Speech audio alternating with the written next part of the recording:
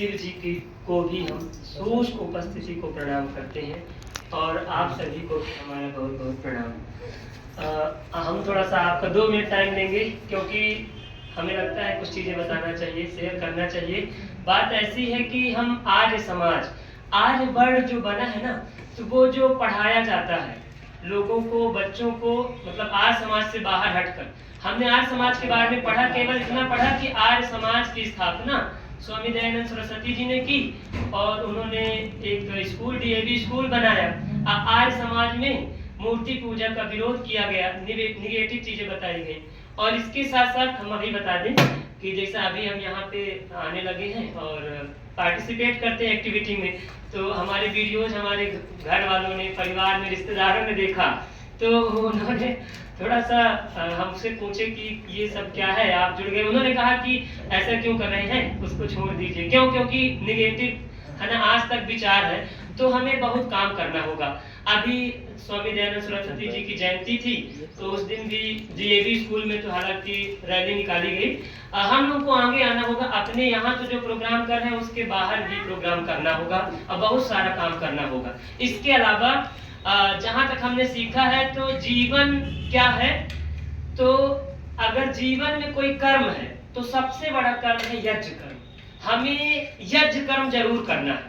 और अगर जीवन जीने का तरीका है, हमें किस प्रकार से जीवन जीना है, तो हमें योगी बनकर जीवन जीना है, योगी बनना है और यज्ञ कर्म करना है। तभी इस जीवन का उद्देश्य की प्राप्ति हमको मिल पाएगी। अन्यथा हम भी आम जनमानस की तरह ही अपना कर्तव्य करते रहेंगे।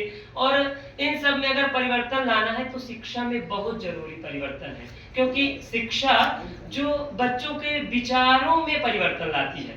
तो हमें स्कूल, जो अभी हालांकि भारतीय शिक्षा बोर्ड बना है, उन सब में तो चीजें हैं, लेकिन सीबीएसई में भी बहुत सारे बदलाव करने की जरूरत है ना। आपने कहा कि सत्यार्थ प्रकाश स्वामी जी ने पढ़ा, स्वामी रामदेव जी ने पढ़ा, तब वो यहाँ तक पहुंच पाए। तो सत्यार्थ प्रकाश बुक बहुत जरूरी हमारे एजुकेशन करिकुलम में होना ही चाहिए, जो हमारे धर्म के नॉलेज के साथ साथ हमें कैसे जीवन जीना है, जो दिनचर्या है उसके बारे में बताते हैं। तो उसके लिए भी हमको बहुत सारा प्रयास करना होगा, है ना। और योग का महत्व क्यों है?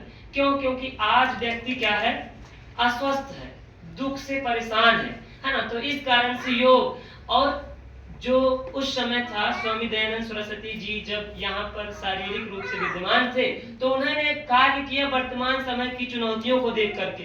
तो हमको भी जो वर्तमान समय की चुनौतियां हैं, स्वास्थ्य है, बेरोजगारी है, अज्ञान है, तो उनको दूर करने के लिए महती कार्य करना पड़ेगा। बस इतना ही। सभी को धन्यवाद।